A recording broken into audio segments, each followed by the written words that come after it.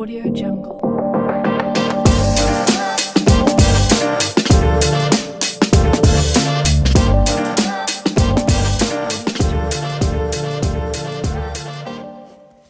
Bonjour à tous et bienvenue sur ma chaîne. Je m'appelle Julie et je suis passionnée par le développement personnel et tout ce qui touche à l'humain. Depuis quelque temps, je m'intéresse au comportement, aux relations et à tout ce qui peut nous aider à mieux nous comprendre et à vivre en harmonie avec nous-mêmes et les autres.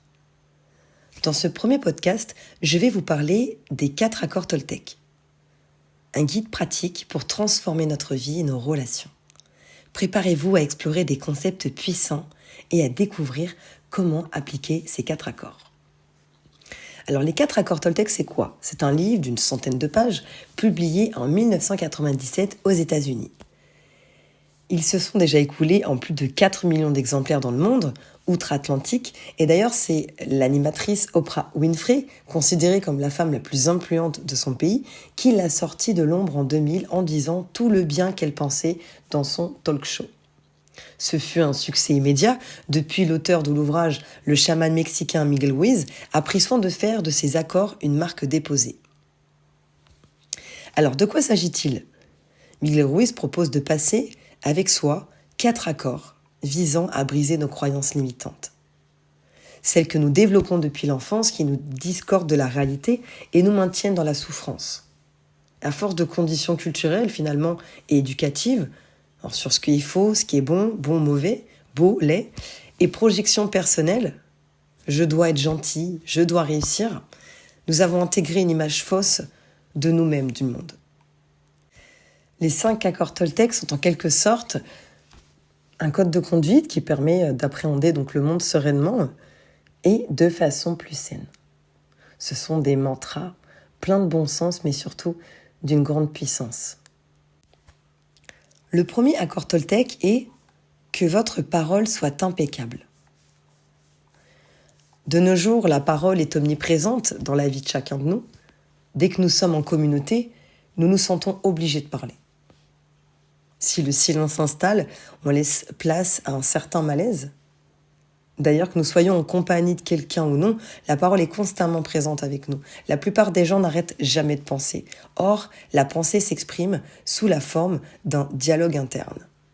Étant sans arrêt en train d'utiliser cette arme à double tranchant, qui est la parole, on voit bien l'importance d'apprendre et à en faire bon usage. Malheureusement, la plupart du temps, nous ne maîtrisons pas nos pensées. Et par conséquent, les mots qui sortent de notre esprit et passent le seuil de notre bouche, c'est très dommageable et cela a pour conséquence d'empoisonner notre environnement mental et social. En effet, si une parole réussit à capter notre attention, elle peut changer nos croyances et notre façon de percevoir le monde. Or, au cours de notre socialisation, nous avons émis des tas d'opinions sur les autres et les uns.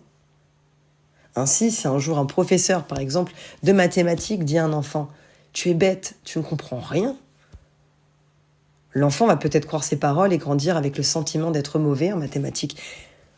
Alors ça nous est tous déjà arrivé que quelqu'un nous dise « Ah, t'es mauvais dans ceci, t'es mauvais dans cela », et puis en grandissant, on s'est imprégné de ça et puis on y croit. Si vous avez peur de chanter devant des gens, par exemple, c'est probablement parce que quelqu'un vous a dit que vous chantiez mal ou que quelque chose s'en rapproche et que vous y avez cru. Vous avez donc cessé de chanter, même si c'est une chose que vous aimiez beaucoup faire, pour préserver votre estime personnelle et votre sentiment de compétence, alors qu'en vous entraînant un minimum, vous auriez pu être très doué et prendre du plaisir à cela. Alors prendre conscience que votre parole a une importance capitale aura donc des effets surpuissants, surtout si vous l'utilisez de la bonne façon. On sait que les mots ont un immense pouvoir, ils peuvent inspirer, motiver et guérir, mais ils peuvent aussi détruire, blesser et enfermer. Chaque phrase que tu prononces crée une énergie qui influence ton propre esprit et celui des autres. Alors comment tu peux l'appliquer dans ta vie personnelle ? Tu peux remplacer les critiques par des encouragements. Au lieu de te dire « je suis nul », dis-toi « je suis en apprentissage ». Tu auras une meilleure estime de toi. Arrête de propager aussi des rumeurs et des jugements inutiles. Chaque fois que tu t'apprêtes à dire du mal de quelqu'un, demande-toi, est-ce que ce que je dis est vrai ? Est-ce que ce que je dis est utile ou bienveillant ? Exprime-toi avec bienveillance, même en cas de conflit. Au lieu de dire « tu m'énerves », dis « je ressens de la frustration quand tu fais ça ». Tu testeras. Complimente sincèrement quelqu'un et observe l'effet positif que ça crée. Parlons du deuxième accord. Quoi qu'il arrive, n'en faites pas une affaire personnelle. Si vous respectez le premier accord Toltec, vous aurez déjà fait la moitié du chemin.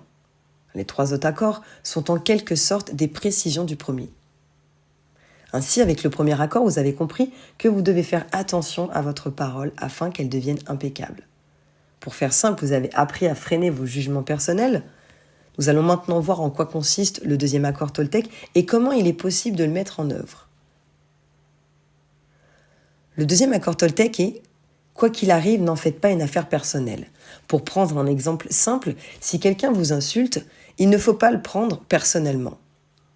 Une personne qui vous insulte vous envoie du poison. En ne prenant pas personnellement ce qu'elle vous dit, vous vous immunisez contre ce poison. Nous avons tous des représentations mentales différentes. Nous percevons le monde de différentes manières. Cela vient de notre éducation, de nos expériences, de nos croyances, si bien que quand une personne vous dit quelque chose de mal, finalement, elle vous transmet ses propres croyances, ses propres insécurités. Lorsque l'on vous insulte, vous n'êtes finalement pas tellement concerné. Si je vous dis que vous êtes incompétent, je vous transmets ma vision du monde. Cela n'a donc aucun intérêt pour vous, puisque ce n'est pas la vérité dans l'absolu. Ce n'est que ma vérité. Et ce que j'ai envie de vous dire pour vous faire du mal. Cependant, d'après Don Miguel Ruiz, nous avons besoin de prendre tout ce qui nous arrive de façon personnelle. Ainsi, on renforce notre sentiment d'importance, autrement dit l'importance que l'on s'accorde à soi-même. On aime se sentir important, se prendre au sérieux. Alors ça flatte l'ego, notre orgueil, et on finit par se dire que tout ce qui nous arrive nous concerne. Mais l'être humain est bien plus égoïste. La personne en face s'en fiche de vous finalement. Malheureusement, cela a pour conséquence de nous apporter de la souffrance. Cet accord nous apprend à nous détacher de nos sentiments d'importance personnelle, et grâce à cela, tous les événements qui vous arrivent au quotidien n'auront plus d'emprise sur vous. On gagne énormément finalement en liberté quand le regard extérieur nous importe peu. Si l'on a conscience que chacun a ses propres filtres pour percevoir le monde et que quoi que l'on fasse, les autres jugent en permanence, alors on comprend finalement que prendre conscience personnellement de tout ce qui nous arrive est une grave erreur. Parce que dans l'absolu, même si la Terre tout entière médisait de vous, cela ne devrait pas vous atteindre. Quand le jugement des autres ne vous atteint plus, vous pouvez prendre vos propres décisions sans avoir peur d'être ridicule ou de ne pas être accepté. Parce que nous avons tendance à interpréter tout ce qui nous arrive comme une attaque personnelle, mais en réalité, les réactions des autres sont le reflet de leur propre vécu, de leur propre peur, de leurs propres blessures. Les gens vous jugeront selon leurs croyances et leurs blessures, pas selon qui vous êtes réellement. Alors si quelqu'un te critique, c'est souvent parce qu'il projette ses propres insécurités sur toi. Un exemple, si un collègue est désagréable, il peut être stressé. Ce n'est pas toi le problème. Ne cherche pas à plaire à tout le monde. Les compliments comme les critiques ne définissent pas ta valeur. Alors tu testeras cet exercice. Si une remarque te blesse, respire et demande-toi, est-ce vraiment sur moi ? Sur lui ? Sur elle ? Parlons du troisième accord. Ne faites pas de suppositions. Le troisième accord Toltec porte sur une forte tendance que chacun de nous a à savoir faire des suppositions. Les suppositions sont du même ordre que la médisance. On pourrait même dire que dans la plupart des cas, la médisance prend racine sur nos suppositions. Nous en faisons sans arrêt, sans y faire attention dans l'habitude d'en faire une ancrée en nous. Et pourtant, elles sont à l'origine de beaucoup de peine. Un exemple, cette femme a 10 ans de moins que lui, elle n'est intéressée que par son argent. Il a oublié mon anniversaire, il n'en a rien à faire de moi. Ou cette fille et ce garçon est bien trop bien pour moi, je n'ai aucune chance. Le problème, c'est qu'à force de faire des suppositions, nous finissons par les croire. Et en faisant des suppositions, nous interprétons des événements en leur donnant le sens que nous pensons qu'ils sont. Ensuite, nous nous convainquons de ces interprétations. Au final, nous prêtons des intentions aux autres sur la seule base des suppositions, souvent erronées. Une des suppositions les plus communes d'ailleurs est de croire que les autres pensent de la même manière que nous. On oublie souvent que chacun a sa propre perception du monde, que chacun réagit différemment à des situations semblables. Nous en arrivons à croire que tout le monde juge, pense et agit de la même façon que nous. Et c'est souvent à partir de ça qu'on crée des scénarios factices à propos des gens qui nous entourent.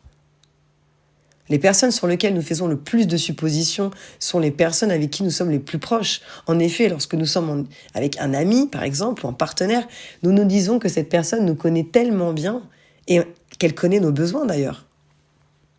Tu aurais dû le savoir. Prenons un exemple concret, lorsque l'on veut séduire une fille ou un garçon qui nous plaît, c'est probablement un des moments où on fait le plus de suppositions. On croit trouver des sous-entendus dans tous les SMS que l'on échange avec lui ou avec elle. Si elle et lui ne répond pas directement à nos appels, c'est elle ou il qui n'est pas intéressé. Si on persévère quand même et que l'on arrive à obtenir une date, on va continuer d'interpréter tous les faits et gestes.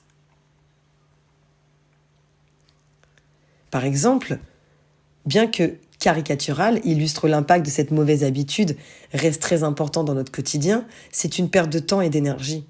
Cela peut même nous amener à laisser passer des occasions qui auraient pu finalement se concrétiser. Le paradoxe d'ailleurs de ces suppositions, c'est que souvent on en veut et autres pour des choses qui n'ont pas faites. Au lieu de ça, osez poser des questions. Vous éviterez ainsi de nombreux problèmes. La plupart des conflits viennent des malentendus. On suppose que, et on pense à la place des autres. Faire des suppositions, c'est comme écrire un scénario dans sa tête, sans avoir tous les éléments finalement. On crée une réalité qui n'existe pas et qui finit souvent par nous faire souffrir.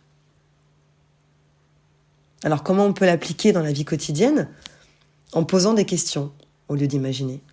Si quelqu'un ne te répond pas, au lieu de penser « il ou elle t'ignore » ou « qu'est-ce que j'ai fait ?»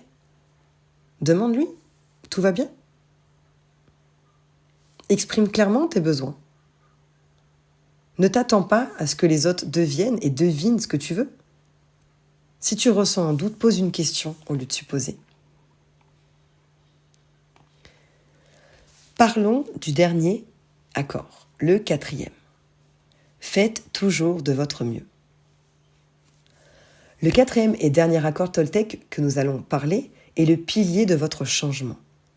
C'est celui qui vous permettra d'agir de façon durable en respectant les 3 autres accords, d'en faire des habitudes de chaque instant.